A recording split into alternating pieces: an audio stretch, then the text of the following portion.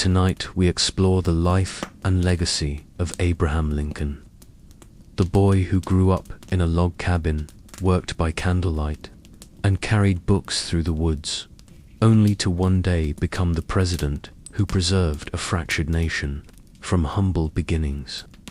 2 historic speeches, and from moral battles to the tragic night at Ford's Theatre. This is the story of a man whose shadow still looms over American history. So, before you get comfortable, as always, take a moment to like the video and subscribe to the channel, only if you enjoy our content. Also, let us know where you're watching from and what time it is for you. Sometimes our stories are just too interesting for sleep. And trust us, we're working on some boring ones, too. It's time now to dim the lights, turn on a fan for some noise, and let's cover what we have for tonight, together. Before Abraham Lincoln ever stood beneath marble columns, before his words echoed through history books and memorials, he was just a boy. Born on February 12, 1809, in a one-room log cabin in Hardin County, Kentucky, Abraham came into a world of cold winters, dirt floors, and hard hands. His father, Thomas Lincoln, worked as a carpenter and farmer, strong, proud, and stern. His mother, Nancy, was soft-spoken and deeply spiritual, offering what little tenderness she could in a life defined by scarcity. The cabin itself was more a shelter than a home. No windows, no insulation, just rough-hewn logs stacked tightly together. In winter, frost crept inside. Rain tapped on the wooden roof. Abraham would later say he was raised in the backwoods, and it wasn't a metaphor. This was survival. There were no libraries, no teachers, and hardly any books. But there was curiosity, and Abraham had that in abundance. By the time he was 2, the family moved to Indiana, seeking better land. Clearing forests by hand, the Lincolns built another cabin. Abraham, still small, helped however he could. He learned early that life was labor, and labor was life. But inside the stillness of those forests, a boy's imagination grew. He would walk miles just to borrow a book. Once, it said, he ruined a borrowed copy of Life of George Washington. When rain soaked through the walls of the cabin to repay the damage, he worked for the owner for days, chopping wood and hauling water. That wasn't punishment. That was just the way things were. Neighbors described him as strange, tall for his age, awkward, often wandering alone with scraps of paper, scribbling quotes and poems by firelight. He had a memory like a trap and a love for words that felt unusual for a farm boy. But something in Abraham Lincoln, even then, was reaching upward, not toward power, not yet, just toward understanding. There, in the quiet woods of Indiana, beneath a leaky roof and beside a dwindling fire, a boy began building something far bigger than a log cabin.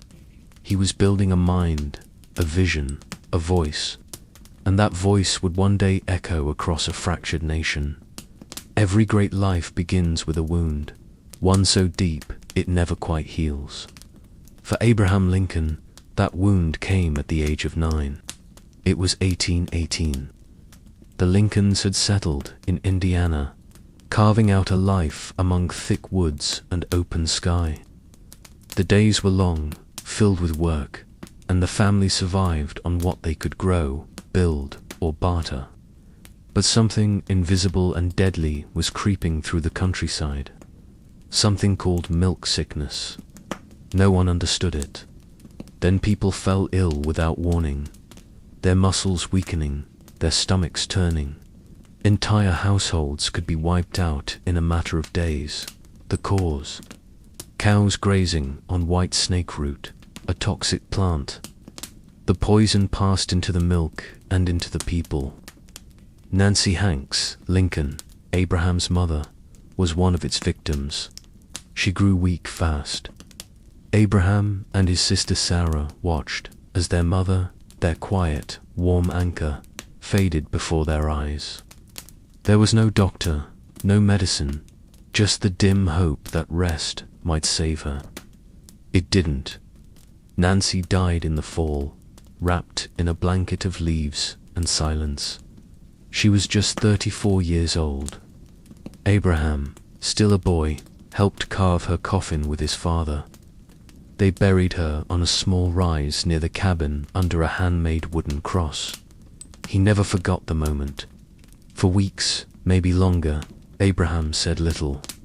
He wandered the woods alone, eyes lowered, shoulders heavier than any child should be. Nancy had been his first teacher, the one who taught him to read, who encouraged his questions, who believed there was something special about her son. Her absence left a hollow place that even time couldn't quite fill. But grief didn't stop life. Thomas Lincoln remarried the next year, bringing a new woman, Sarah Bush Johnston, into the home. She was kind, patient, and brought books with her, actual books. Abraham took to her quickly, and she treated him like her own. In many ways, she helped stitch the boy's heart back together. Still, something had changed. From that point forward, Abraham Lincoln carried sorrow like a shadow, quiet, always close. It made him thoughtful, and it made him kind. Even as a boy, grief gave him depth. And later, as a man, it would give him empathy. The kind a president would need to carry a wounded country on his back. As the seasons passed, the boy from the log cabin began to grow, not just in wisdom, but in height. By the time he was a teenager, Abraham Lincoln stood out in every crowd. Literally, he grew tall, lanky, and long-limbed, 6'4" by adulthood. In a time when most men were nearly a foot shorter, his trousers were always too short, his sleeves mismatched, his walk ungraceful. He was described as ungainly, curious, and even grotesque by some. But Abraham didn't care. He wasn't trying to impress anyone. He was trying to understand the world. He read constantly, lying on his stomach by the fireplace, feet kicking in the air as he devoured every book he could borrow or barter for. Shakespeare, Aesop's, fables, the Bible, law texts, political speeches. He didn't just read, he studied, memorized, and reflected. Often, he'd pause mid-shore to recite a quote or tell a story he'd rehearsed 100 times in his head. Neighbors found him odd. One farmer said, "That boy's always talking like he's already a senator or something." Another called him moony, always staring off, lost in thought. But Lincoln wasn't lazy. He worked hard, splitting logs, planting corn, digging wells. He was known for his strength, able to swing an axe all day without tiring. Yet even during work, his mind was somewhere else. He'd carve verses into fence posts. He'd jot legal arguments on scraps of bark. His hands were rough, but his thoughts were sharp. By his early 20s, Abraham had tried his hand at several trades. He worked as a store clerk, a postmaster, a rail splitter, and a flatboat crewman ferrying goods down the Mississippi River. These journeys opened his eyes, especially to the horrors of slavery, which he witnessed firsthand in the South.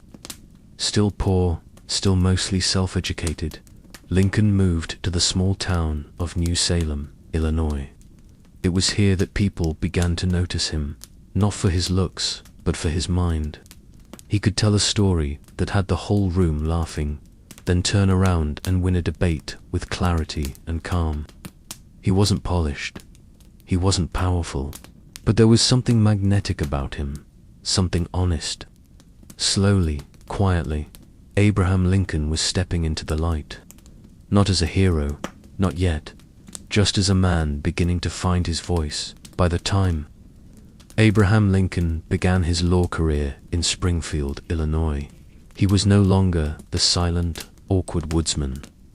He was now a rising figure, thin as ever, still rough around the edges, but known for his sharp mind, quiet humor, and unmatched storytelling. And it was here that he met Mary Todd. She was unlike any woman he'd ever known.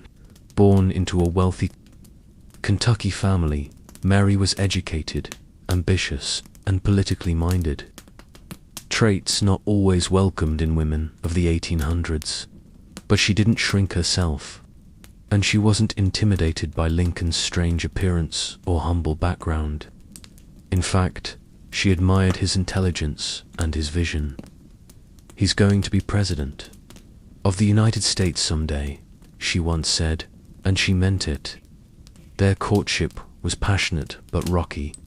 Lincoln was unsure of himself socially, emotionally, even financially. He once broke off their engagement without clear reason, spiraling into a period of depression so deep that friends feared for his life.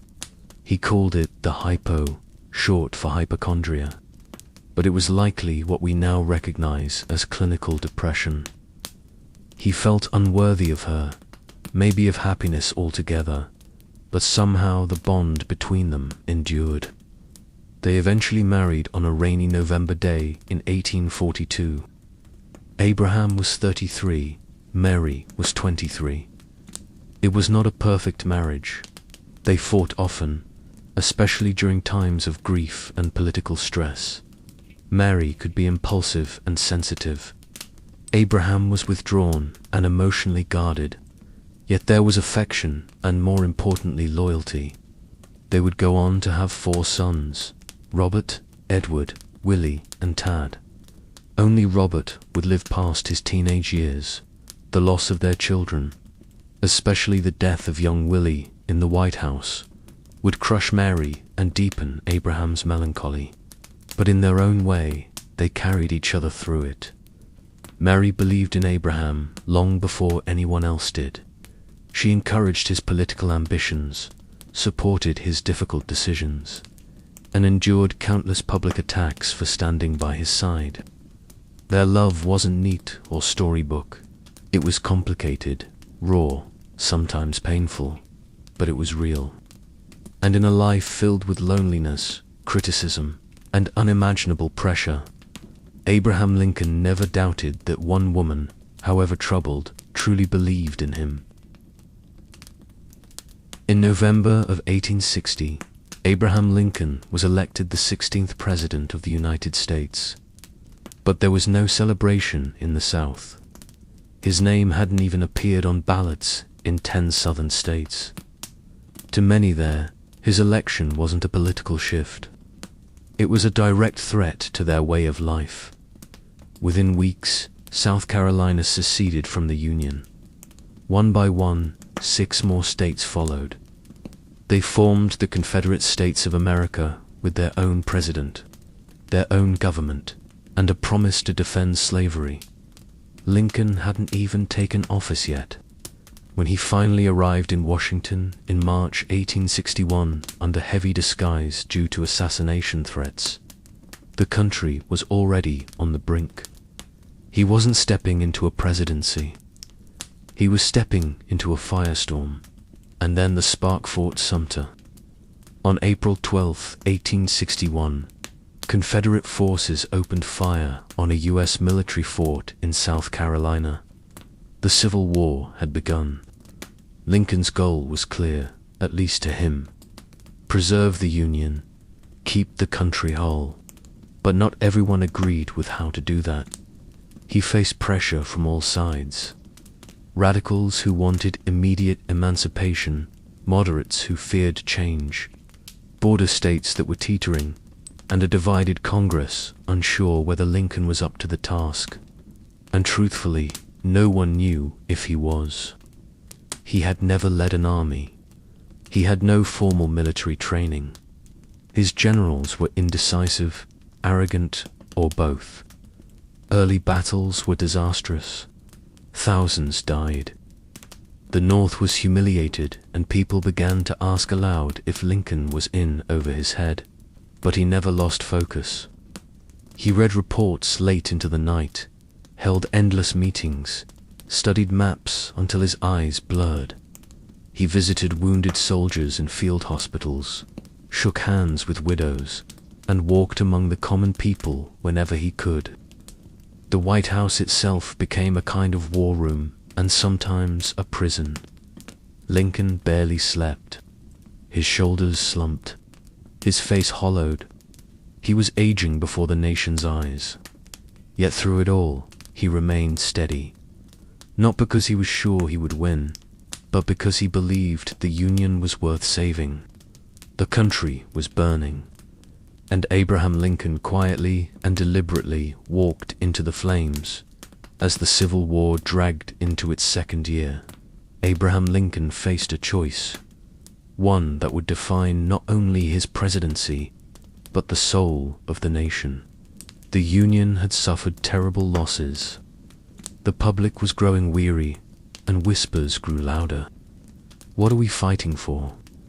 For Lincoln, the war had begun as a fight to preserve the Union. But as the months passed and the blood spilled across fields and rivers, that purpose no longer seemed enough. Slavery, the moral wound at the center of America, could no longer be avoided. Lincoln hated it, always had. He once called it a monstrous injustice. But he also knew that ending slavery was a dangerous move. It risked alienating the border states that remained loyal to the Union. It could divide the North, and politically it could destroy him. Still, he waited. He watched, and after the bloody Union victory at Antietam in September 1862, he made his decision. He would act. On January 1st, 1863, President Lincoln signed the Emancipation Proclamation. It declared that all enslaved people in Confederate-held territories were now and forever free. Legally, it was limited. It didn't free slaves in the border states, and it couldn't reach areas the Union didn't control. But symbolically, it was massive. With a single stroke of the pen, Lincoln reshaped the war. It was no longer just a battle for unity. It became a battle for human freedom. Critics attacked him. Some said it was unconstitutional.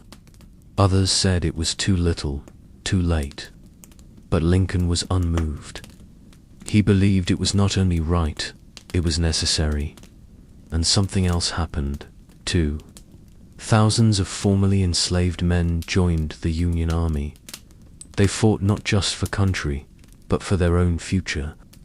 Black regiments like the 54th Massachusetts became symbols of courage and sacrifice. The Emancipation Proclamation did not end slavery. That would take more time, more pain, and a constitutional amendment. But it lit the path forward. Lincoln had taken a gamble, a moral stand in the middle of chaos. And though the cost would be high, the meaning of the war and of America itself had changed forever. By 1863, the Civil War had become a grinding, endless tragedy. Towns turned to graveyards. Fields became oceans of mud and bone. And the man at the center of it all, President Abraham Lincoln, was bearing a weight no human was meant to carry. He was in many ways the loneliest man in America. Photographs from the time show a man transformed.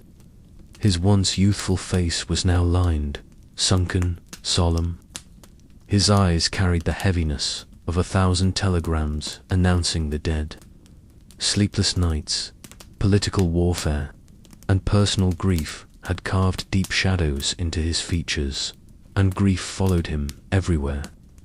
In 1862, the Lincoln's 11-year-old son, Willie, died suddenly of illness while living in the White House. The boy had been Lincoln's joy, intelligent, curious, full of laughter. His death devastated the family. Mary was inconsolable. She wore black for years, dabbled in spiritualism, and slipped further into emotional turmoil. For Abraham, it was one more wound in a life already marked by loss. Yet, he kept going. He read casualty lists each morning. He paced the halls of the executive mansion deep into the night. Sometimes he visited hospitals to speak with wounded soldiers, quietly moving from bed to bed, holding hands, offering comfort, often with tears in his eyes. He wrote letters to grieving parents, each word measured, personal, human. In November 1863, he traveled to Gettysburg, Pennsylvania, the site of one of the war's bloodiest battles. There, in just 272 words, he delivered what would become one of the most famous speeches in American history. The Gettysburg Address wasn't long. It wasn't loud, but it was powerful. He spoke of a new birth, of freedom, and a government of the people, by the people, for the people. He reminded a weary nation what it was fighting for. But privately, Lincoln struggled. He questioned whether he was doing enough, whether the war would ever end, whether the country, so bitterly torn, could truly come together again. Still, he carried on, not with fire, but with quiet resolve. Because deep down, Abraham Lincoln understood something others didn't. That leadership wasn't about appearing strong. It was about remaining steady, even when everything around you was falling apart.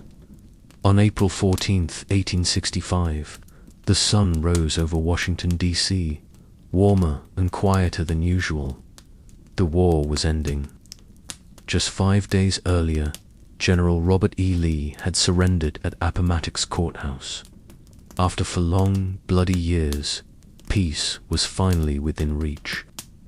Abraham Lincoln felt it. For the first time in months, maybe years, he smiled more freely, walked a little lighter. He told his cabinet that morning he felt a great weight had been lifted. That afternoon he took a carriage ride with Mary. They spoke of the future, of travel, of returning to normal life. For a moment, they were simply husband and wife again, not symbols, not survivors. That evening, they decided to attend a play at Ford's Theatre. The production was Our American Cousin, a light-hearted comedy. Lincoln arrived late and took his place in the presidential box overlooking the stage. He settled into his chair, a silk American flag draped gently in front of him. Then, at 10:15 p.m., while the audience erupted in laughter at a well-timed joke, a man slipped through the door behind him, John Wilkes Booth, a well-known actor and passionate Confederate sympathizer. Booth saw Lincoln not as a leader, but as a tyrant, and he believed that by killing him, he could revive the dying Southern cause. With a small Derringer pistol, Booth fired a single shot into the back of Lincoln's head. Chaos erupted. Booth leaped to the stage, shouting, "Sic semper tyrannis," thus always to tyrants, and escaped into the night. Lincoln was carried unconscious and bleeding across the street to a nearby boarding house. He was laid in a small bed, far too short for his towering frame. Doctors could do nothing. He never regained consciousness. At 7:22 the next morning, Abraham Lincoln took his last breath. Secretary of War Edwin Stanton, standing at the foot of the bed, whispered, "Now he belongs to the ages." The man who had held a fractured nation together through war. Loss and doubt was gone, and the White House door, which had always opened to him, would never open again. After Abraham Lincoln's death, the country entered a strange kind of silence, as if the war had taken its final breath with him. His body was placed in a simple wooden coffin and carried through the streets of Washington. Thousands lined the roads in mourning. Some stood in silence, others wept openly. Entire families traveled for miles just to glimpse the passing of the train that would carry him home to Springfield, Illinois. The funeral procession stretched across cities and states. It was not just a farewell. It was a reckoning. Lincoln had become more than a man. He was now a symbol, a memory, a question whispered across generations. What does it take to hold a broken country together? He never lived to see the 13th Amendment officially adopted, the law that finally abolished slavery in every corner of the United States. But it passed because of him, because of the Emancipation Proclamation, because of the war he chose to finish, no matter the cost. He also never saw Reconstruction, the fragile and painful attempt to rebuild the South and redefine American freedom.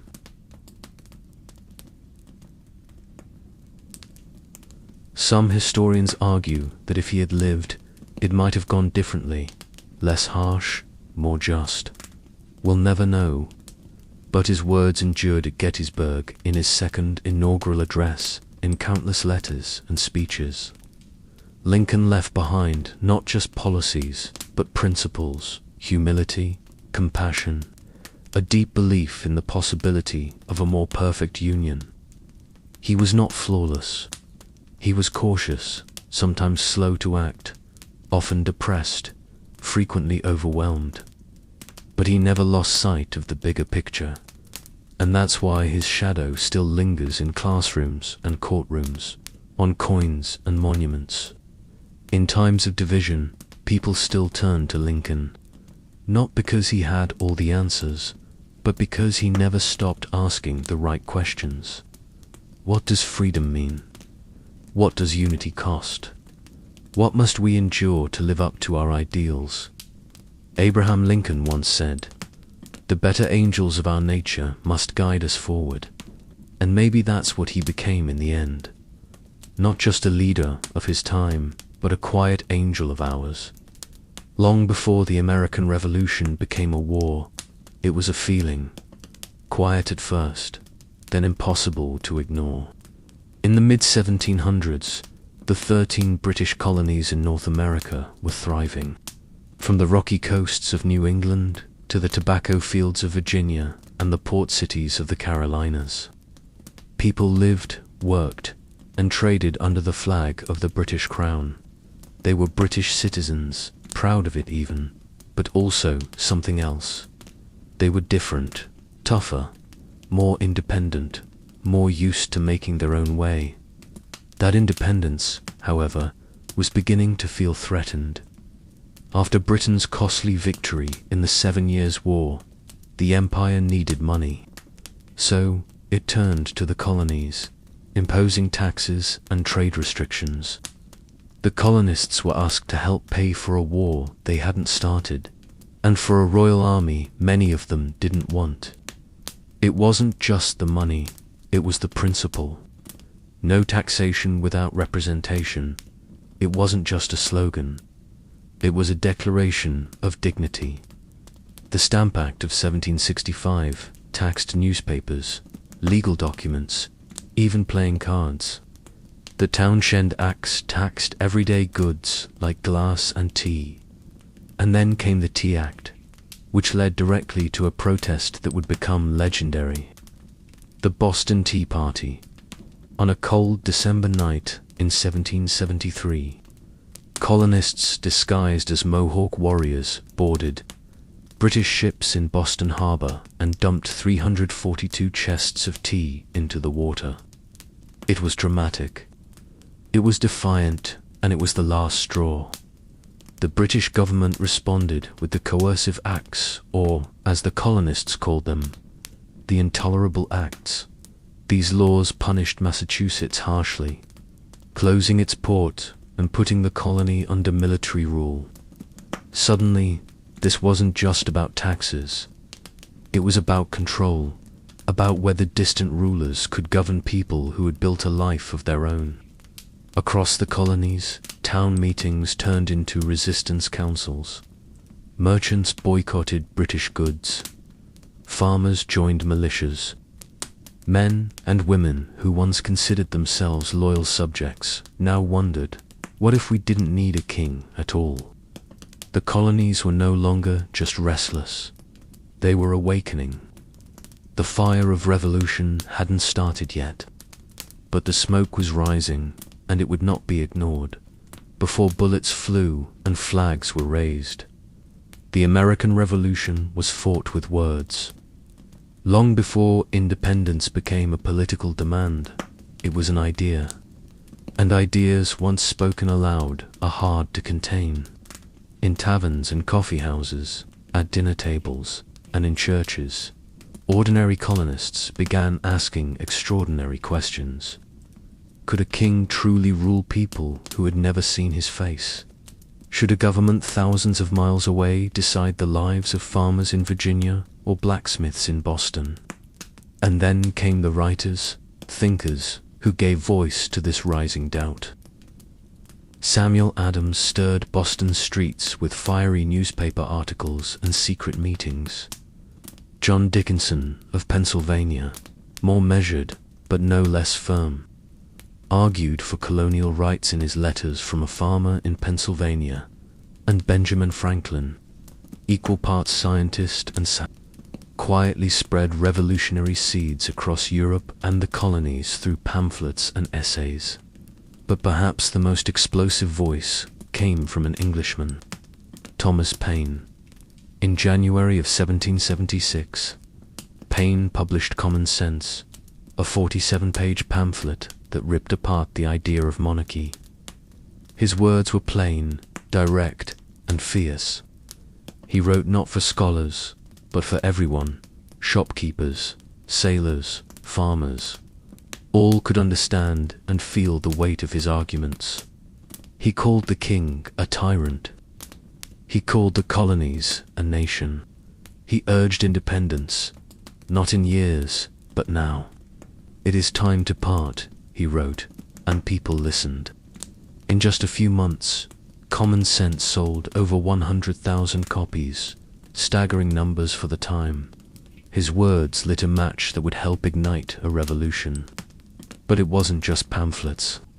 Speeches rang out in state. Letters crossed the colonies. The written word became a weapon passed from hand to hand, heart to heart. And through these words, the colonies began to see themselves differently. Not as scattered provinces, but as a single people with shared purpose. The British had muskets. The colonists had messages. And sometimes words cut deeper than steel. The American Revolution would still need soldiers and sacrifice. But first, it needed voices brave enough to say what others only dared to think. It began under cover of darkness. On the night of April 18, 1775, British troops quietly marched out of Boston. Their mission was clear: arrest colonial leaders Samuel Adams and John Hancock in Lexington, then seize weapons stockpiled in nearby Concord. They hoped to move swiftly, silent and unnoticed. But the countryside was already watching. Thanks to a network of spies, patriots had learned of the British plan. They knew time was short. Riders were needed. Fast, fearless men who could alert the militias before the redcoats arrived. The most famous of them was Paul Revere. He didn't ride alone. That night, Revere was joined by William Dawes and later Samuel Prescott. Each took separate routes through Massachusetts, galloping through villages and farms, pounding on doors, shouting the alarm. The regulars are coming out, not the British, as legend claims. Everyone in the colony still considered themselves British, but they knew what it meant. Lanterns were hung in Boston's Old North Church. One, if by land, two, if by sea. 2 lights flickered in the steeple, signaling the British troops were crossing the Charles River by boat. The message spread like lightning. By morning, colonial Minutemen had gathered in Lexington. Farmers with hunting rifles, blacksmiths with muskets, merchants with powder horns. They were cold, nervous, untrained. And then just after sunrise, British soldiers arrived. The two sides faced each other on the village green. No one knows who fired the first shot. But in that moment, a crack in the still morning air, history shifted. 8 colonists were killed. The British pushed onto Concord only to find most of the weapons had been moved. Skirmishes broke out all along the return path to Boston. Militiamen hiding behind trees and stone walls fired at British columns from every angle. It was no longer a protest. It was war. The shot heard round the world, as it would later be called, marked the beginning of open rebellion. And it all started with riders in the night. Ordinary men who lit the fuse not with fire, but with urgency, courage, and a willingness to risk everything for a cause just beginning to take shape. In the early days of the Revolution, leadership was as uncertain as the morning mist over the New England hills. Amid chaos and untested militias, one man emerged as the natural choice to lead the rebellion: George Washington. Washington was not an obvious leader in the conventional sense. He was tall, reserved, and had a quiet dignity that set him apart. Before the war, he had already earned respect as a surveyor, a soldier in the French and Indian War, and a gentleman of Virginia's planter class. Yet, despite his distinguished background, he was not immune to doubts. Like many colonists, he had experienced setbacks and failures. But those experiences only honed his resolve. When the Second Continental Congress was assembled, the task of uniting the colonies under a single banner seemed insurmountable. Divisions ran deep, and the idea of a standing army was fraught with suspicion. In this fragile atmosphere, Washington was chosen as the commander-in-chief of the Continental Army. His appointment was less about grand promises and more about the quiet strength he projected, a reliability that inspired trust among his peers. From the very beginning, Washington understood the enormity of the task. He knew that a conventional military strategy akin to European warfare was impossible for an army of farmers and tradesmen armed with mismatched muskets and scant supplies. Instead, he embraced a strategy of resilience and persistence, turning setbacks into lessons. In battles that often ended in retreats or inconclusive skirmishes, his calm demeanor provided a steadying force for his men. His leadership was not marked by grand speeches or theatrical gestures. Rather, it was his presence on the field, his willingness to ride alongside his troops, to share in their hardships that made him revered. Washington would often ride out to inspect the encampments, listening to his soldiers' concerns and offering words of encouragement. He understood that unity was built on shared struggle and mutual trust. As the war wore on, Washington's reputation grew. Each challenge, whether it was the brutal winter at Valley Forge or the tactical maneuvering during surprise attacks, cemented his role as the heart of the revolution. His quiet courage and unyielding determination inspired an entire nation, proving that true leadership is forged in the fires of adversity. George Washington was more than a military commander. He was the embodiment of a fledgling nation's hopes, a beacon of steadfast resolve in a time when freedom was the only price worth paying. In the midst of revolution and uncertainty, the colonists turned to the power of the pen.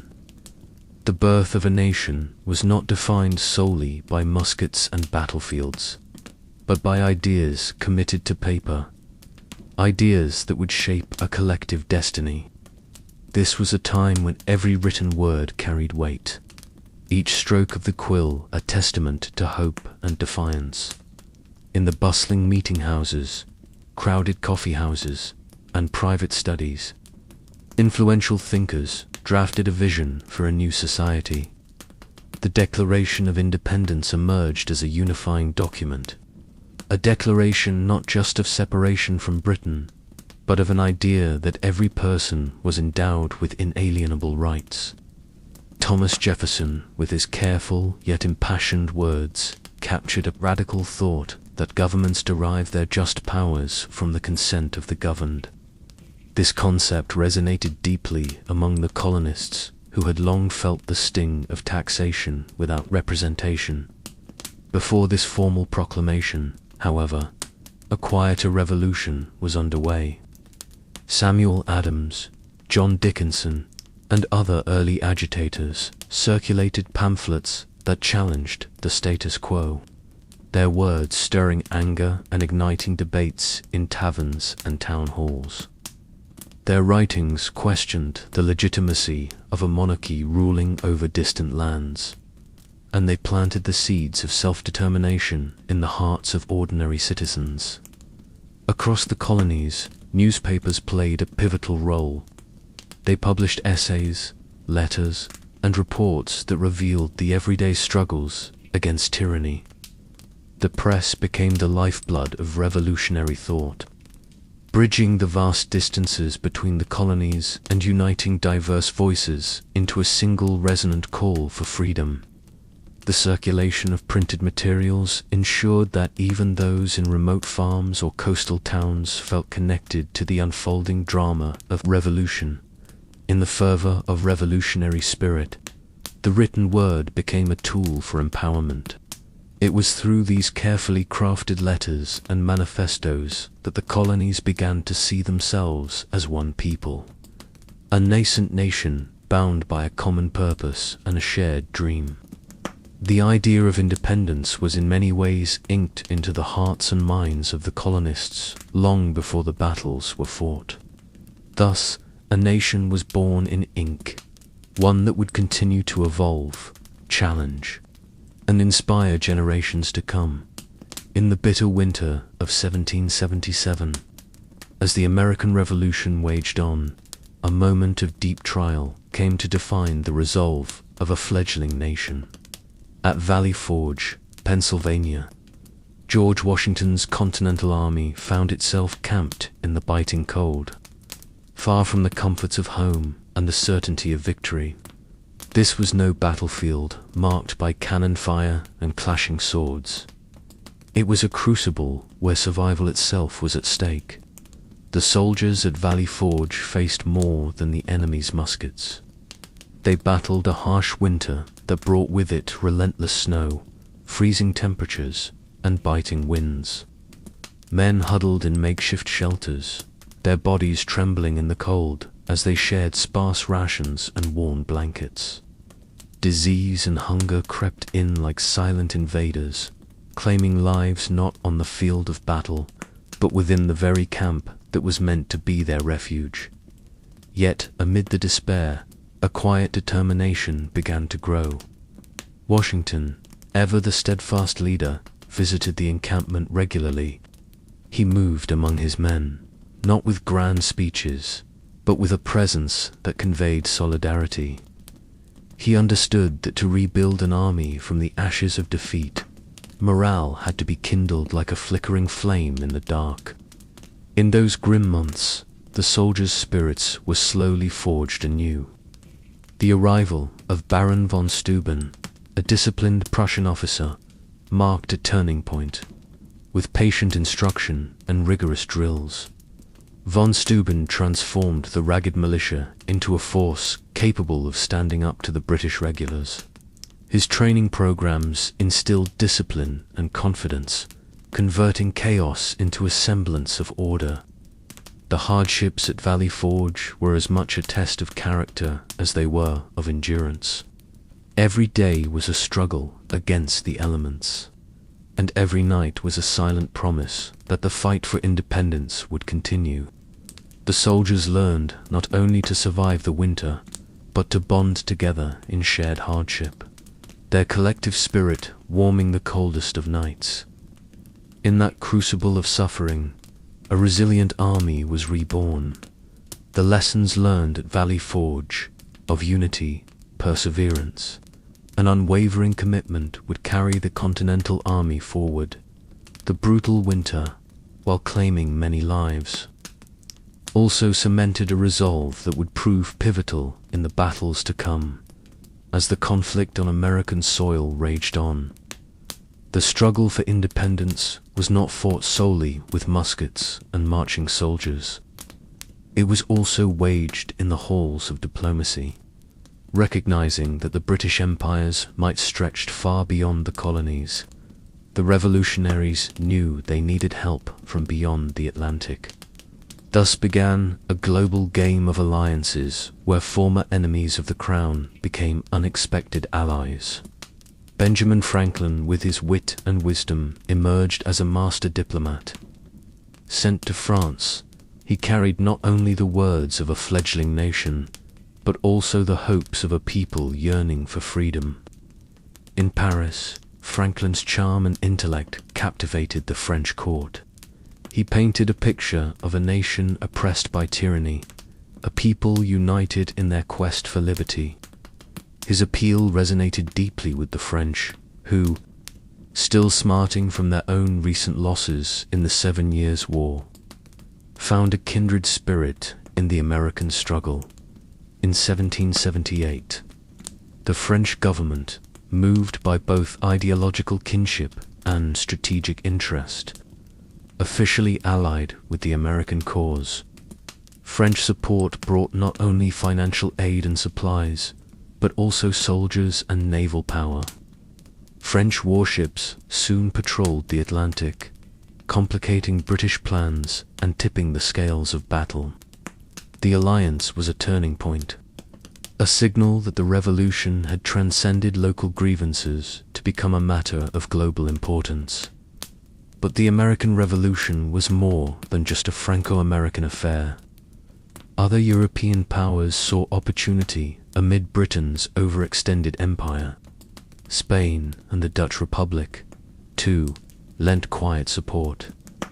Although they were not formal allies in the same way as France, their assistance, whether through covert arms shipments or by opening new fronts against the British, added to the mounting pressure on the crown. These international allies turned a regional uprising into a worldwide contest. The American colonists were no longer isolated rebels, but participants in a larger struggle against imperial dominance. With support coming from across the ocean, the revolution began to take on a new dimension. A fight for freedom that echoed the Enlightenment ideals spreading across Europe.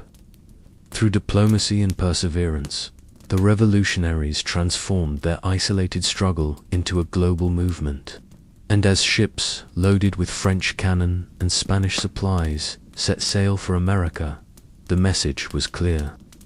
The fight for liberty was not confined to a single land, but was a universal cry against tyranny. By 1781, the tides of revolution were turning decisively against the British.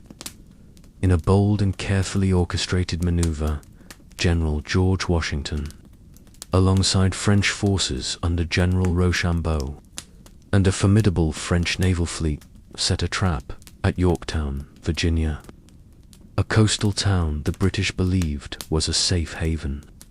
The British, under the command of General Charles Cornwallis, had taken refuge in Yorktown, confident that the natural defenses and access to the Chesapeake Bay would allow them to regroup and resupply. But Washington had other plans. Through a series of secret communications and careful coordination with their French allies, American and French forces converged on Yorktown from both land and sea. This dual approach meant that Cornwallis found himself encircled on all sides. As the combined forces laid siege, the mood in Yorktown shifted from defiance to desperation. For weeks, colonial and French soldiers set up trenches, placed artillery, and tightened the noose around the British position. Every day, they bombarded the entrenched enemy with cannon fire. The relentless artillery duels echoed over the quiet countryside, a steady reminder that the end was near. Inside the besieged town, Cornwallis grew increasingly isolated. His supply lines were cut off by the French Navy, which patrolled the bay with unyielding vigilance. Reinforcements were a distant hope, as the British government's focus had shifted to other theatres of war. The reality was stark. His position at Yorktown was untenable. In a final fateful move, after weeks of bombardment and dwindling supplies, Cornwallis recognized that resistance was futile.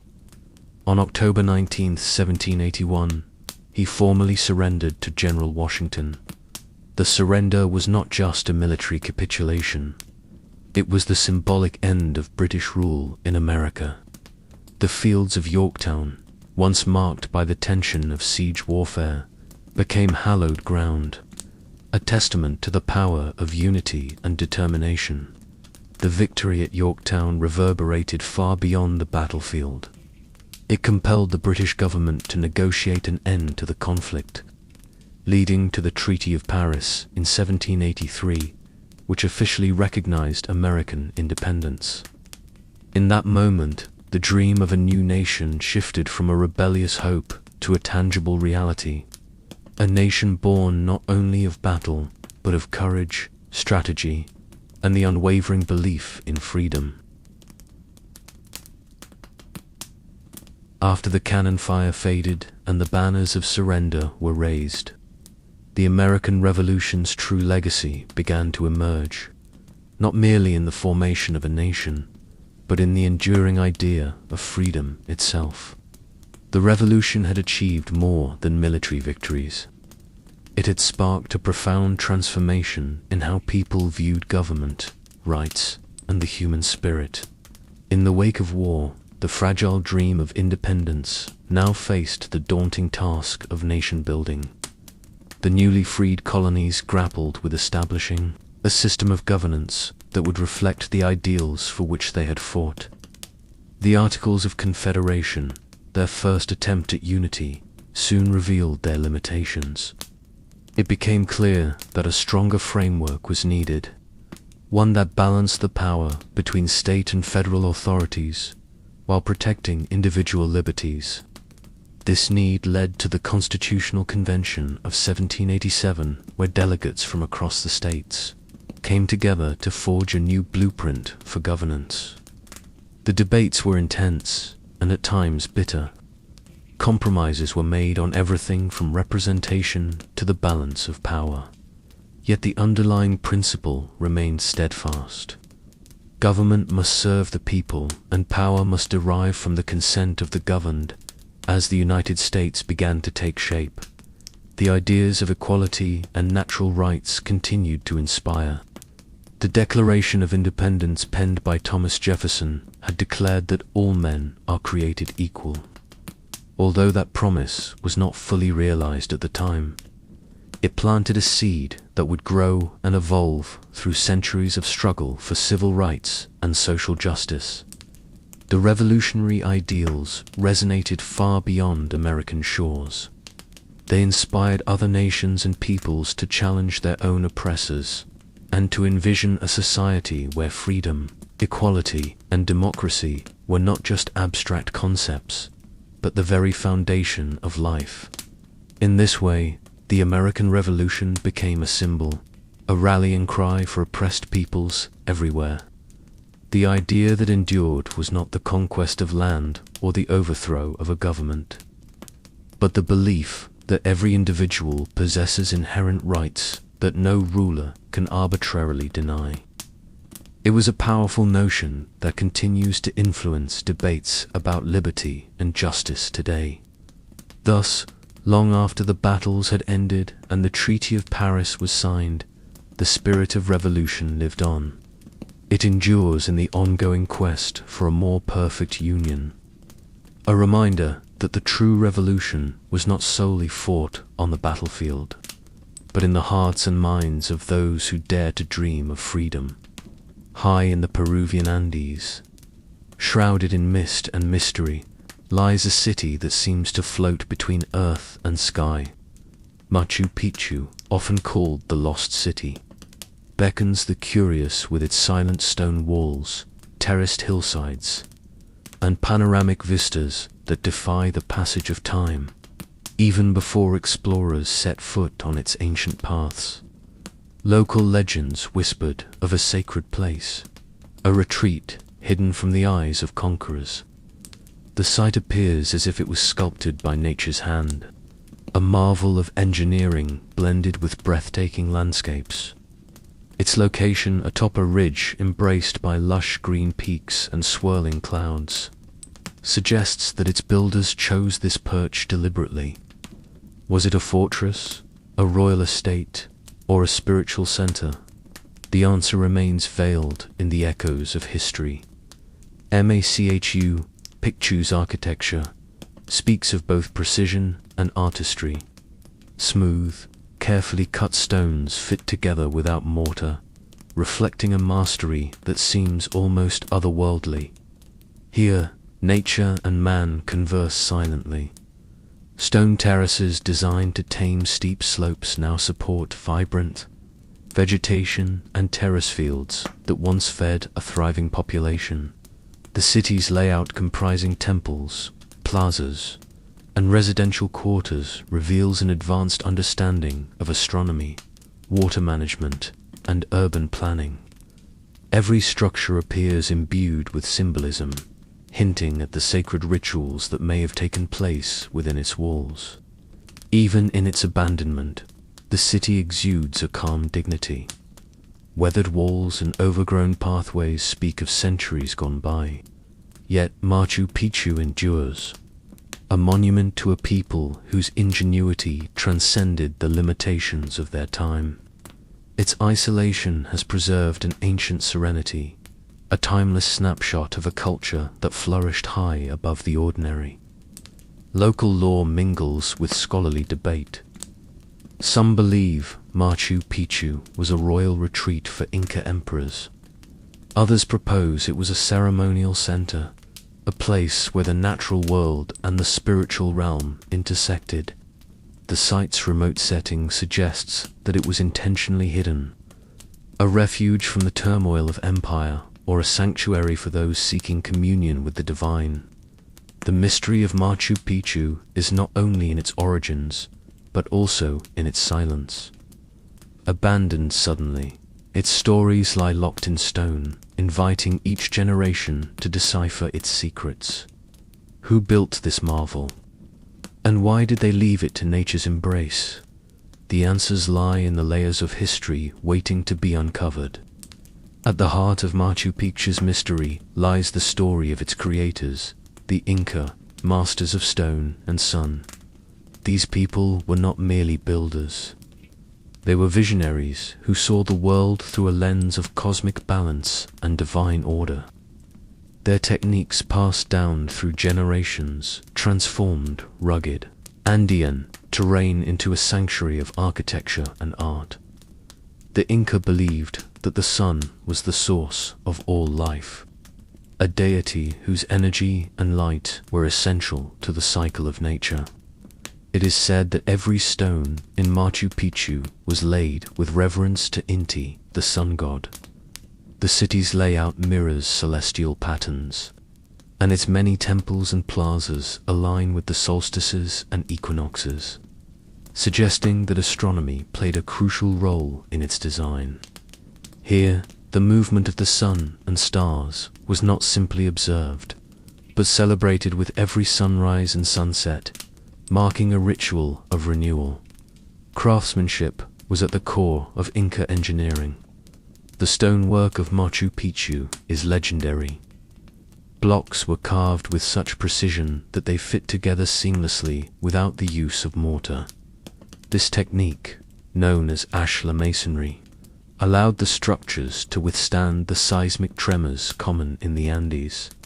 The stones seemed to breathe together, forming walls that have withstood centuries of weather and time. This unity of material and spirit reflected the Inca view of a world where every element was interconnected. Artisans and laborers, organized under the meticulous direction of Inca architects, transformed the landscape. They carved terraces into the steep mountainsides not only to stabilize the land, but also to create agricultural plots that would sustain the community. These terraces, now overgrown with vegetation, were once meticulously maintained, each level carefully planned to capture the nutrients of the soil and the warmth of the sun. The builders of Machu Picchu imbued their creations with symbolism.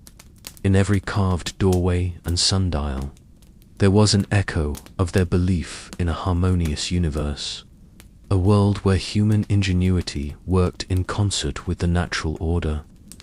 They crafted a city that was both functional and sacred, a place where the everyday and the divine coexisted. Their legacy is a silent testament to a culture that revered both the tangible and the spiritual.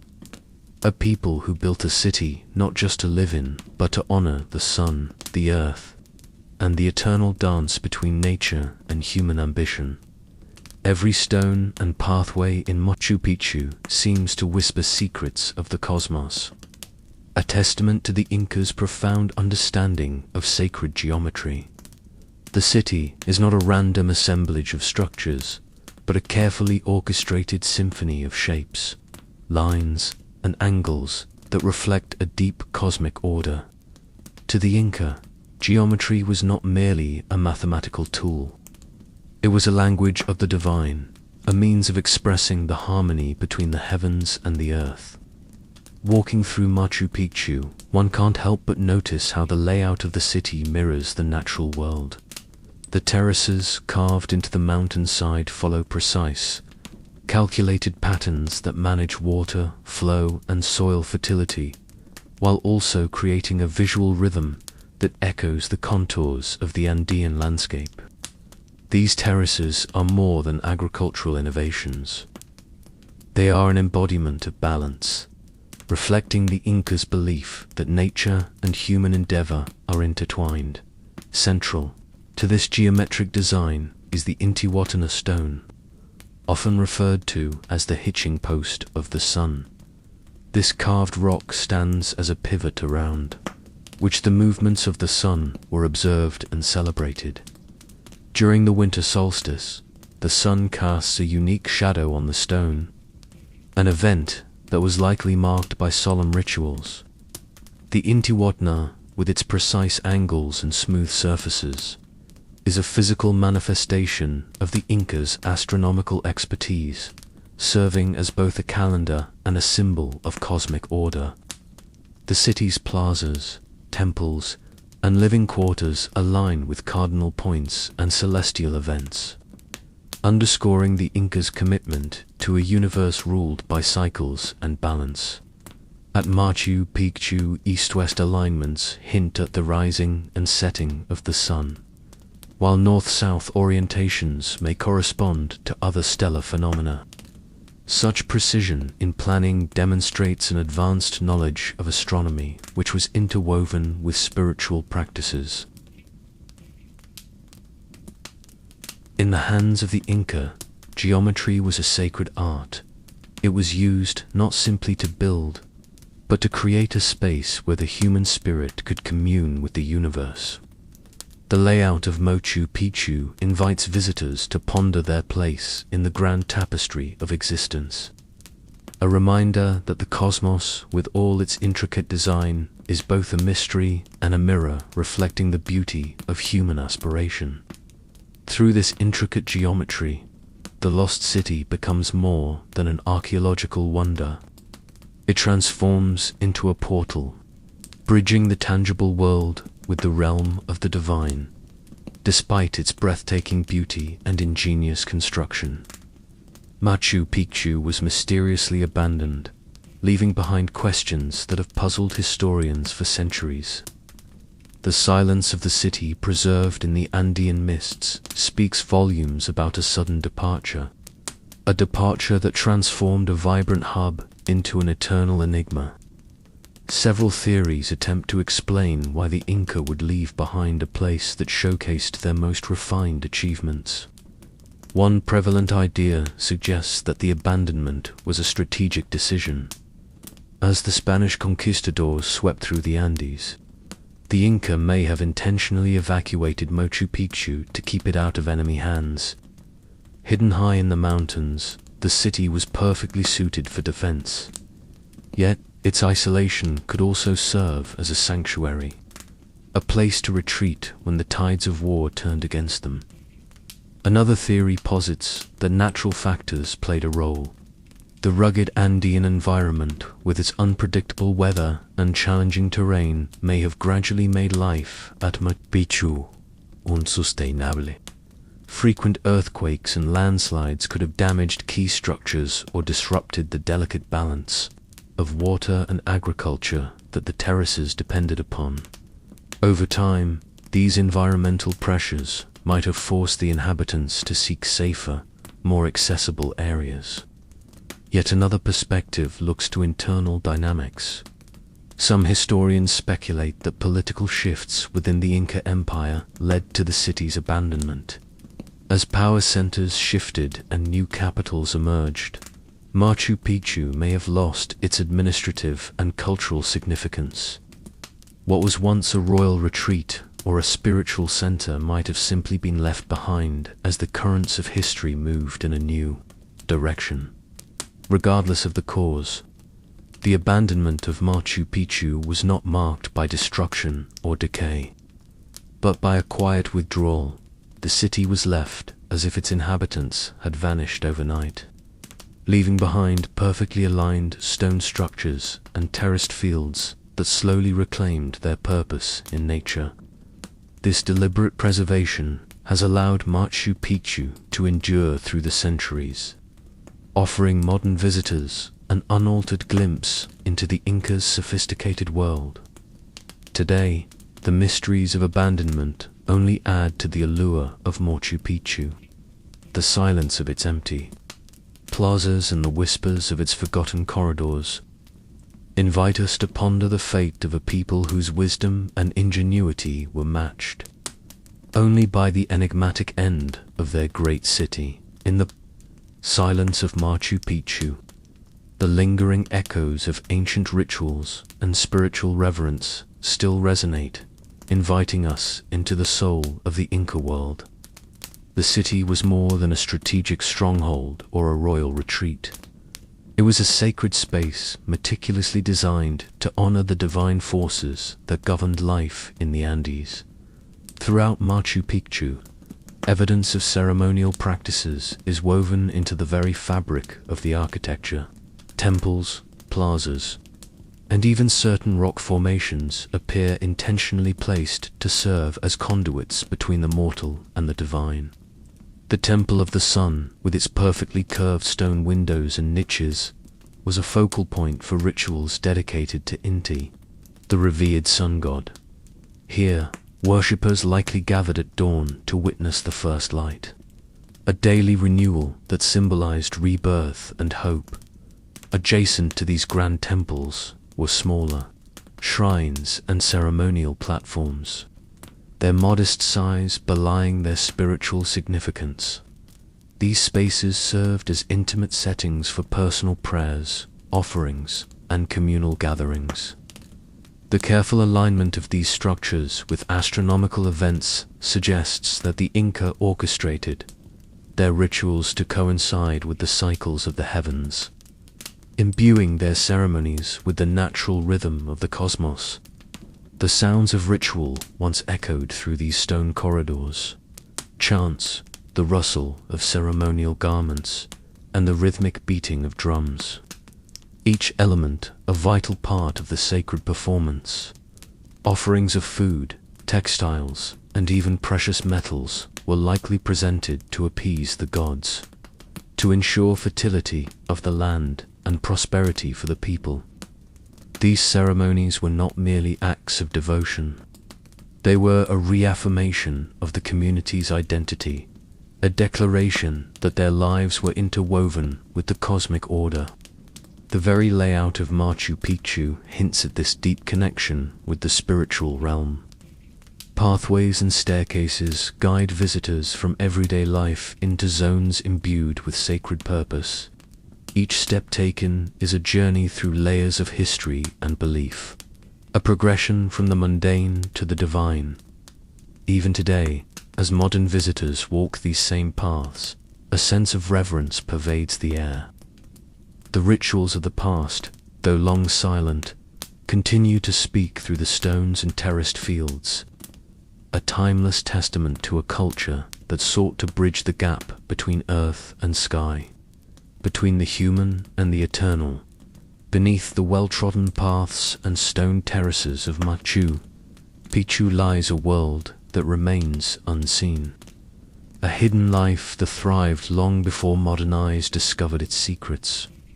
Beyond the grand temples and ceremonial plazas, everyday spaces tell a quieter story of daily life in an ancient city suspended in the clouds. The residential quarters of Machu Picchu offer a glimpse into the lives of its inhabitants. Narrow, winding streets connect clusters of stone houses, each built with the same meticulous care as the public buildings. These dwellings, though modest compared to the temples, were designed to accommodate families whose lives were intertwined with the city's spiritual and agricultural rhythms. Inside, spaces once buzzed with daily activities, the preparation of food, the mending of textiles, and the shared laughter of community. The absence of modern amenities is replaced by a profound ingenuity, an architecture that integrated natural light, ventilation, and the surrounding landscape into everyday living. Water was the lifeblood of Machu Picchu. Ingenious channels and fountains were not only feats of engineering, but also a testament to the importance of water in sustaining life.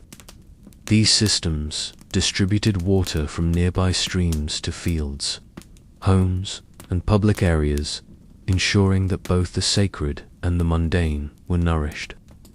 The delicate balance between urban planning and natural resource management speaks to a deep understanding of the environment that the inhabitants possessed. Archaeologists have uncovered remnants of workshops where skilled craftsmen worked diligently, fashioning tools, ceramics, and textiles. These artisans contributed to the daily rhythm of the city and helped maintain its cultural identity. The artifacts they left behind provide clues to the methods and materials used in their work, hinting at a sophisticated economy that supported not only survival, but also artistic expression. In the quiet corners of Machu Picchu, vestiges of community life, such as communal hearths and storage areas, reveal that the city was once a bustling center of interaction. It was a place where individuals came together to share knowledge, trade goods, and celebrate the changing seasons. Though the grand structures capture the imagination, it is the hidden, everyday spaces that truly reflect the heartbeat of this lost city. The hidden life of Machu Picchu is a reminder that every stone has a story, and every path echoes with the voices of those who once lived, loved, and built a world in the clouds. Even as the stones of Machu Picchu stand in silent testimony to the brilliance of the Inca, they also whisper of a sudden and unexplained departure. The city, once filled with the voices of daily life and the rhythms of ritual, now rests in quiet solitude, a place where nature and time have gently reclaimed what was once a bustling center of human endeavor. The abandonment of Machu Picchu remains one of its greatest mysteries. Historians and archaeologists have long debated the reasons behind its sudden desertion. Some suggest that the city was intentionally abandoned to protect sacred knowledge and treasures from the Spanish conquistadors who sought to dismantle the Inca way of life. Others believe that a series of natural calamities, earthquakes, landslides, or a prolonged drought might have made life unsustainable in such a high-altitude environment.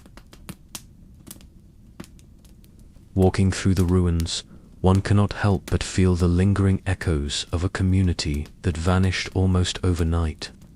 The finely crafted stone walls, terraces, and staircases stand undisturbed, as if frozen in the moment of departure.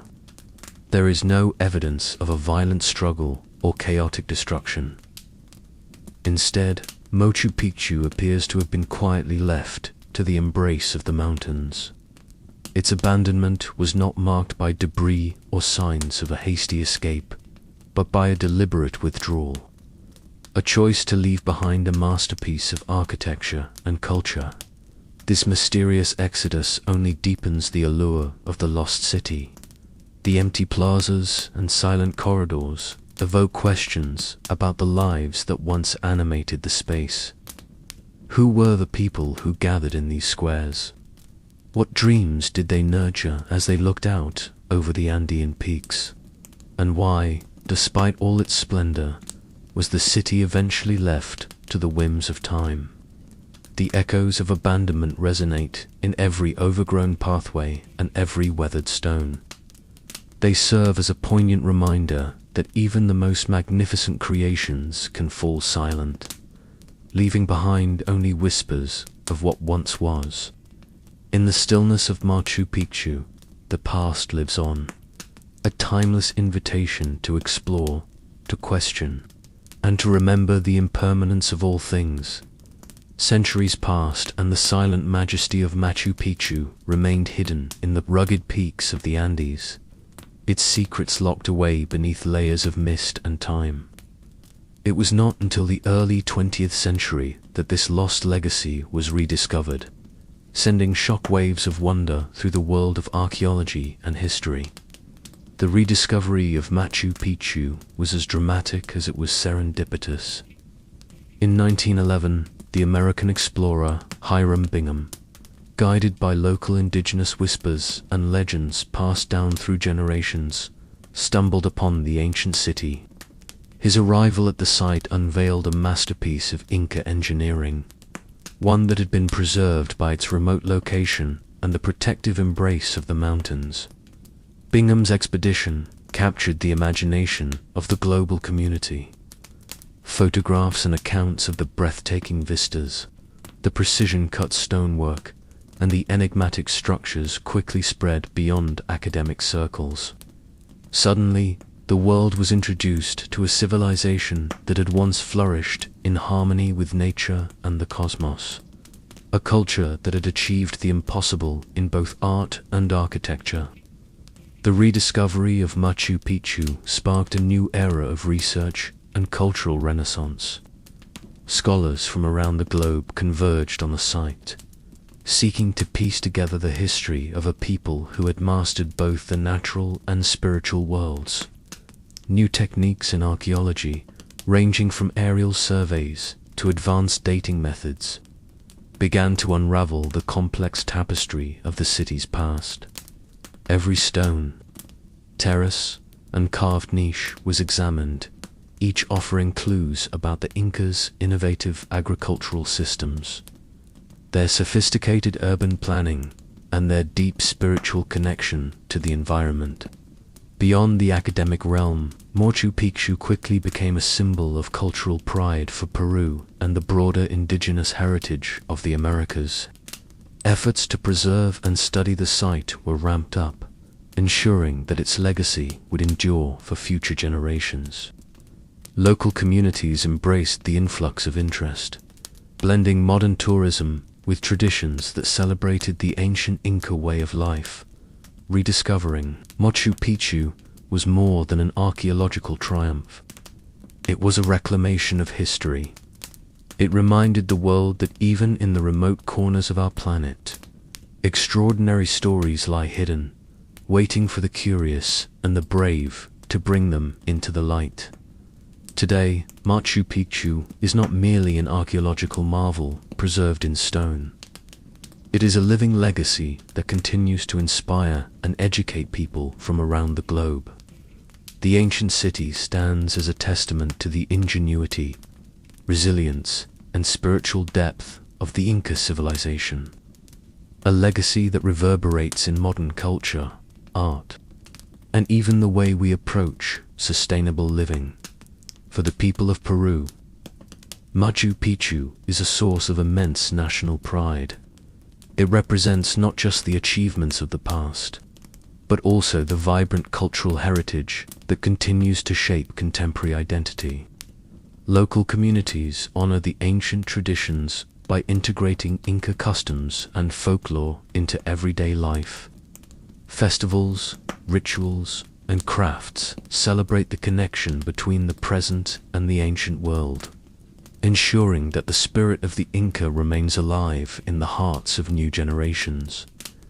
The global fascination with Machu Picchu has also transformed it into a beacon for cultural tourism and international dialogue. Visitors from every corner of the world come to experience its breathtaking vistas, intricate stonework, and the palpable silence that speaks of centuries gone by.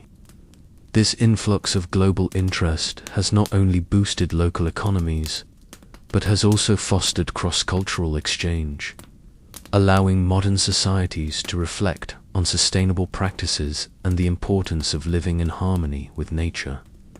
Scholars and scientists continue to study Machu Picchu, using cutting-edge technology and innovative research methods to unlock further secrets of Inca society. Drones, satellite imagery, and 3D mapping have revealed new insights into the city's construction, its water management systems, and its astronomical alignments.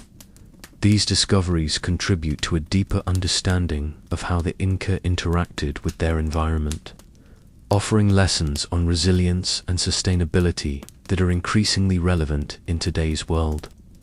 Furthermore, Machu Picchu has inspired artists, writers, and filmmakers who draw upon its mystique to create works that resonate with themes of mystery, nature, and the passage of time. This creative legacy ensures that the spirit of Machu Picchu endures far beyond its physical remains, continuing to evoke wonder and reflection.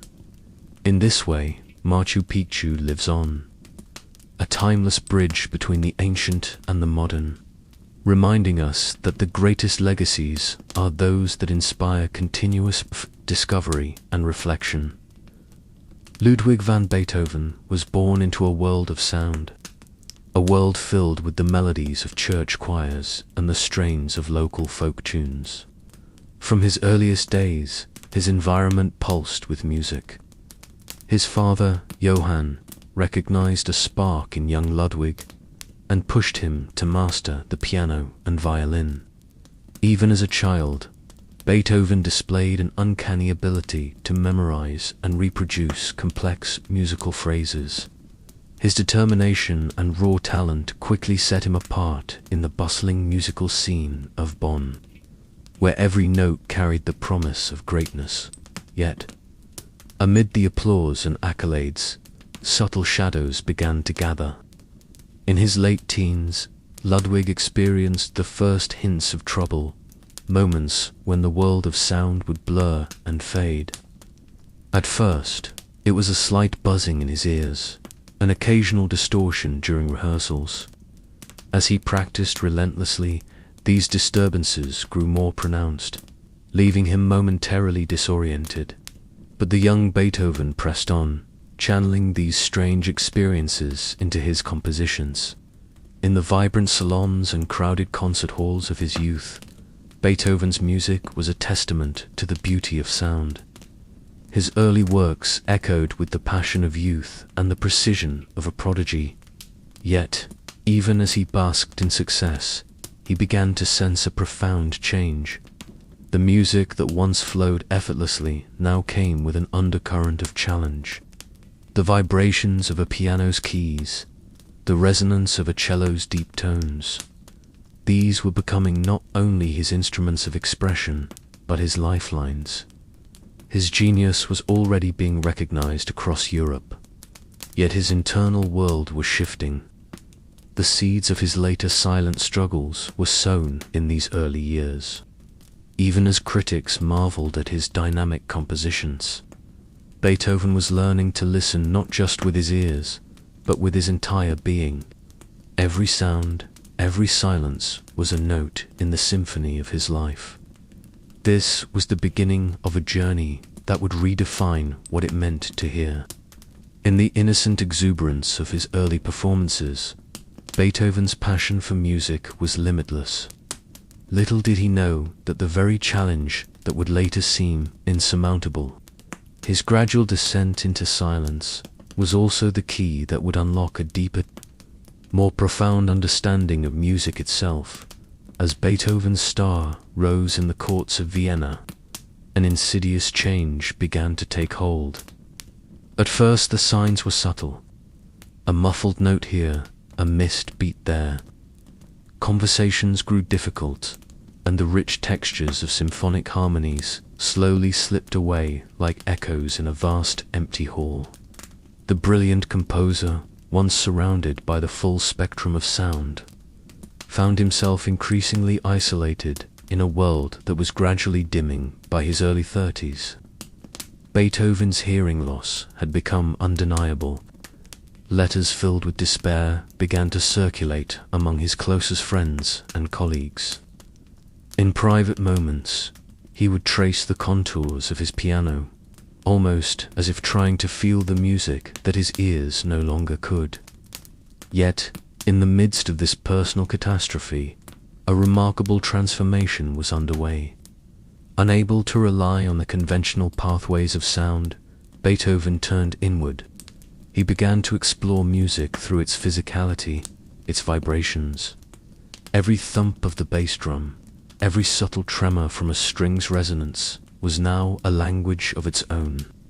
He discovered that by placing his hand on the instrument, he could feel the pulse and intensity of the notes. In these tactile moments, he found solace and inspiration, a way to reconnect with the art he loved. This new way of experiencing music became his secret ally. While the world outside struggled to understand his condition, Beethoven was learning to hear with his body and his memory. He recorded melodies in his mind with astonishing clarity, each vibration etched into the fabric of his soul. In his secluded study, surrounded by sheets of paper filled with notations, he composed symphonies that would later shake the foundations of classical music. But this journey was not without its torment. The isolation and frustration of losing something as fundamental as hearing weighed heavily on him. Every silence felt like a loss, and every vibration was a reminder of what was fading. Yet, it was in this crucible of despair that Beethoven's most innovative ideas were forged. His inner world, now filled with a new kind of sound, was beginning to shape his legacy. A legacy defined not by what he lost, but by what he discovered in the quiet. In the echoing stillness of his own making, Beethoven embraced the challenge. His struggles with deafness became the very canvas upon which he painted his greatest musical visions. Visions that would forever change the way we understand the power of silence and sound. When the vibrant notes of concertos and operas became elusive, Beethoven discovered an alternative language, vibrations. In his silent world, every physical pulse from the instruments around him transformed into a tangible sensation. As his hearing continued to deteriorate, he learned to rely on the rhythmic thrum of strings and the resonant beat of percussion to guide him. He would press his hand against the piano, feeling the reverberations travel through his skin, connecting him to the pulse of the music. The sensation of vibration soon evolved into a method of hearing that was uniquely his own. Beethoven would sit in his modest studio where the heavy, resonant tones of a well-tuned piano filled the room. Placing his hand on the instrument's soundboard, he absorbed every nuance: the deep rumble of a bass note, the gentle tremor of a high-pitched trill. Each vibration carried meaning, a silent symphony that his mind would translate into complex layered compositions. For Beethoven, these physical sensations were more than just substitutes for sound. They were a doorway into an inner realm where music existed in its purest form. It was here, in this tactile universe, that he began to compose his most daring works. With each vibration, he felt the interplay of rhythm and emotion, capturing fleeting moments of inspiration that defied the constraints of silence. his notebooks filled with sketches of melodies and harmonic structures, blueprints for symphonies that would later captivate the world. In time, this new way of experiencing music reshaped his creative process. No longer confined by the limitations of traditional hearing, Beethoven's imagination soared. He embraced a broader spectrum of sound, a blend of memory, emotion, and physical sensation. The vibrations became the heartbeat of his compositions, driving him to experiment with dynamics, texture, and form. Every throb of the instrument was a reminder that music was not solely an auditory experience, but a universal language accessible through touch and intuition, even as his hearing faded into oblivion. Beethoven's ability to translate the language of vibrations into masterpieces grew ever stronger. His inner concert hall, a world built on the echoes of tactile sensations, became the birthplace of symphonies that would defy time. It was a realm where silence was not empty, but filled with the infinite resonance of memory and feeling. A world that would soon give rise to some of the greatest musical achievements in history. In the depths of his personal silence, Beethoven forged a new path for creativity. Unable to rely on the external sounds that once inspired him, he turned inward to his vast reservoir of memory. Every note he had heard in his youth, every melody etched in his mind, became a precious resource. In his private study, surrounded by scattered sheets of paper and ink-stained manuscripts, he composed in a language of silence, a language where every stroke of the pen was a testament to his indomitable spirit. Beethoven's process became intensely solitary. He would sit for hours, sometimes days, immersed in thought as he carefully crafted each musical phrase. Without the distraction of ambient noise, his inner world took center stage. Memories of long-ago concerts, the timbre of orchestral instruments, and the emotional cadences of his early compositions guided his hand. He transcribed these recollections with a precision that bordered on the mystical, turning recollected sound into written masterpieces. The act of composing transformed into a meditative experience. Beethoven learned to hear the music within the confines of his mind, a process both painstaking and transcendent. He would experiment with variations of themes, modulating and layering them until a complete symphony emerged on the page. In this silent sanctuary, creativity was freed from the constraints of physical hearing. It was an intimate dialogue between his soul and the eternal language of music. Challenges abounded. Frustration, isolation, and the relentless encroachment of silence tested his resolve daily. Yet, in those moments of darkness, he found an unexpected clarity. The absence of sound forced him to focus on the pure, structural elements of music, harmony, rhythm, and counterpoint. His later works, marked by intricate interweaving of melody and emotion, are a testament to this refined artistry, a reminder that true genius can flourish even in silence. Beethoven's notebooks reveal the fervor of a mind that refused to be silenced by deafness. Each page is a chronicle of perseverance, capturing the evolution of musical ideas that would later echo across concert halls and generations. His compositions from these silent years are imbued with a raw intensity, as if every note is a defiant proclamation against the void. In the quiet, Beethoven rediscovered music, not as a series of sounds, but as an immersive experience crafted from memory, emotion, and the palpable vibration of life itself. Through this inner music, he created symphonies that continue to resonate with audiences around the world, reminding us that even in silence, there is an eternal song.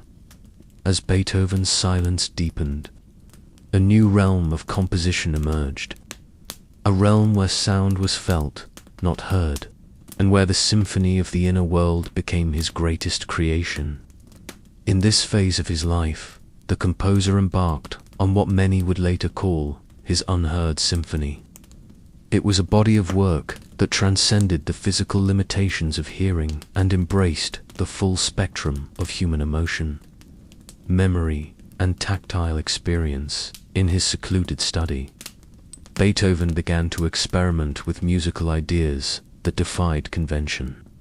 No longer relying solely on auditory input, he explored the interplay of rhythm, harmony, and structure through pure intellect and sensation. Every vibration he felt in the instruments, every echo of his own heartbeat became integral components of his compositions. The resulting music was not a replication of what once was, but a bold reimagining of sound itself. This creative period was marked by intense, almost obsessive dedication. Beethoven would spend countless hours perfecting each movement, meticulously adjusting the dynamics and counterpoints until the music resonated perfectly within his inner ear. His focus was absolute, a meditation on form and feeling that yielded works of profound depth and complexity. The symphonies he composed during these years were characterized by dramatic contrasts, innovative structures, and a poignant, almost haunting quality that spoke to the isolation and determination of his condition. Critics and contemporaries would later marvel at how a man who could no longer hear the world around him could produce music that seemed to capture every nuance of the human experience. His later symphonies, the ones conceived in silence, are celebrated for their emotional intensity and technical mastery. They are works that defy the ordinary, speaking to listeners in a language that transcends sound, a language that is as much felt as it is heard. Within these compositions lies the essence of Beethoven's genius, an ability to turn personal tragedy into a universal expression of hope and resilience. His Unheard Symphony is a reminder that creativity knows no bounds. Even when deprived of one's primary sense, the human spirit can find new ways to perceive, to create, and to inspire. In the silence of his later years, Beethoven transformed loss into art. His music became an everlasting conversation between memory and imagination, a dialogue that continues to captivate, comfort, and challenge us today. The journey into silence was as much a personal battle as it was a creative transformation. As Beethoven's hearing faded, isolation seeped into every aspect of his life. The vibrant concert halls and lively gatherings were replaced by solitude and introspection. In the midst of this loneliness, the composer faced not only the loss of a sense, but the loss of connection with a world that once celebrated him.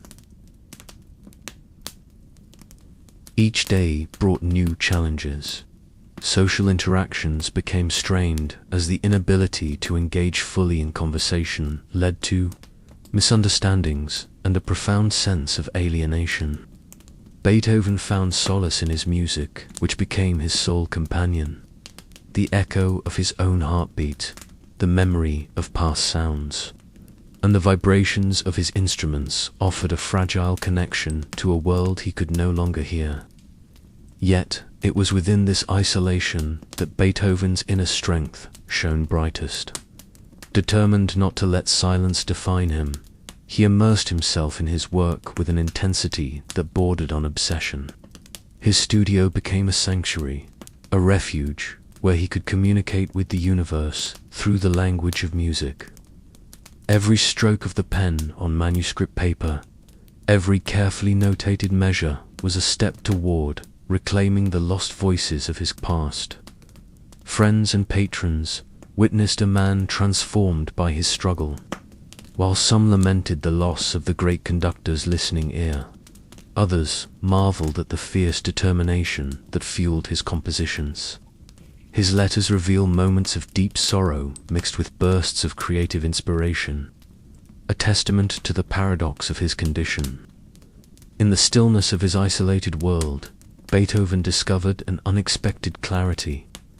The quiet allowed him to focus solely on the architecture of his music, the interplay of themes, the balance of dissonance and harmony, and the intricate tapestry of emotion woven into each composition. This period of solitude also forced Beethoven to confront the inner workings of his mind. He delved deep into memories of earlier sounds and performances, reconstructing them with a precision that was almost surgical. These recollections became the foundation for his later works, an archive of auditory treasures preserved in the corridors of his memory. Though isolation brought pain and despair, it also cultivated an inner resilience that would come to define his legacy. Beethoven's battle with loneliness, his relentless pursuit of artistic perfection despite overwhelming adversity, stands as a powerful reminder that even in the darkest silence, the human spirit can create a light that echoes through eternity. In the absence of external sound, Beethoven constructed an extraordinary inner concert hall, a private realm where music was not experienced through the years, but through memory, emotion, and vibration. This inner space became the wellspring of his creative genius, a place where past experiences merged with unbridled imagination to form a unique musical language. Within this mental sanctuary, every composition was a dialogue between what had been and what could be. Beethoven would close his eyes and recall the symphonies of his youth, the vibrant orchestral clashes, the tender piano melodies, the resonant chords that once filled concert halls. He could almost hear the voices of his mentors and the applause of enraptured audiences.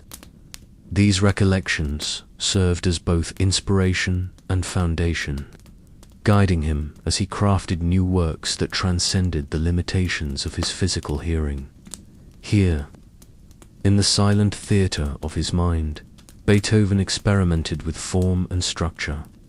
He explored bold harmonic shifts, layered counterpoints, and daring rhythmic innovations, all the while relying on the tactile sensations of vibrations and the vivid imagery of musical memories. The inner concert hall was not bound by the constraints of reality.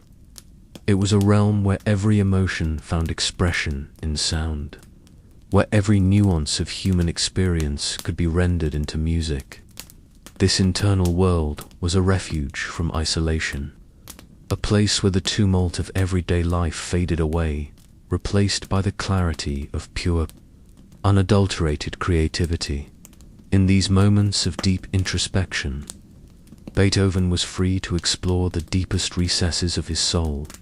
The resulting compositions bore the unmistakable imprint of his struggle and triumph, a blend of raw emotion, technical mastery, and transcendent beauty. The inner concert hall also served as a bridge between the past and the present. Beethoven meticulously documented his ideas in countless notebooks, each page a window into the intimate process of his musical creation. These manuscripts reveal a man who, despite his growing silence, was more connected to music than ever before. Every note was a memory resurrected, every phrase a testament to the resilience of the human spirit. In this sanctuary of soundless symphony, Beethoven redefined what it meant to create music.